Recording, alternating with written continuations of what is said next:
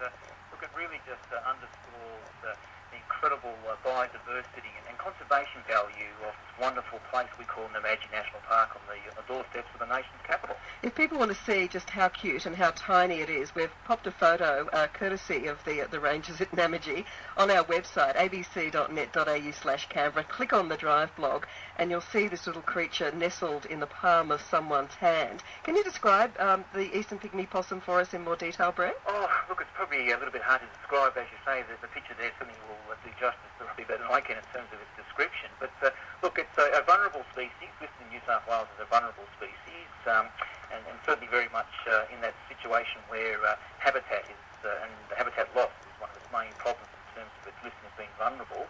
And as I say, Louise, the reason we're so excited about it is this is the sixth known sighting or confirmed sighting that we've had in the park since records have been kept, and particularly since the 2003 fires. As we all know, back in 2003, 95% of the park was impacted by those fires, and it's just remarkable when you stop and reflect on the resilient nature, if you like, of Mother Nature in terms of the biodiversity and value of animals and plants in the park here. So it's a wonderful story about conservation and about the value of the park. So how many times has it been seen, the pygmy possum, the eastern pygmy possum, been seen in the park since the fire, since 2003? Since the fires, we've had two sightings. This is the second sighting since wow. 2003. So, and of course, the main habitats of the eastern pygmy possum is hollows. And as you can appreciate, during fires, a lot of those hollows are destroyed. But also, having said that, fires also create hollows as a result of fires moving through the landscape. So,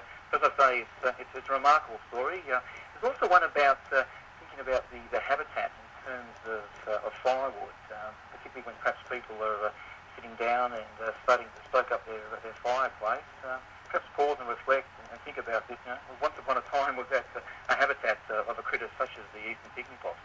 Well, it's another reason too not to go nicking firewood from national parks. Very true, yes, and of course that's an offence under the Nature Conservation Act, and we would certainly obviously discourage anyone from even contemplating going out and collecting hardwood within the ACT, and it's also just a matter of, as I say, perhaps just thinking about the supply of hardwood timber in the ACT. How did rangers spot this animal? Because they're nocturnal, aren't they? Yes. In fact, it was part of some work we were doing in one of our key recreational areas in the park. Staff were out there doing some improvements to this area, and obviously conscious of critters in the area, and came across the possum. It's something that obviously was very unusual for us, particularly this time of year, and one that obviously, now that we had located it, we thought we'd share that with the rest of the community in terms of the value of the park. So you took a little photo and then let it go? Yes, indeed. Yes. The staff took some photos, and that's the important point, obviously, that the critter has now returned to its natural environment as such. And as I say, we're just excited about the biodiversity of the park. It's a wonderful thing. And hopefully this female is off busily breeding now. Brett.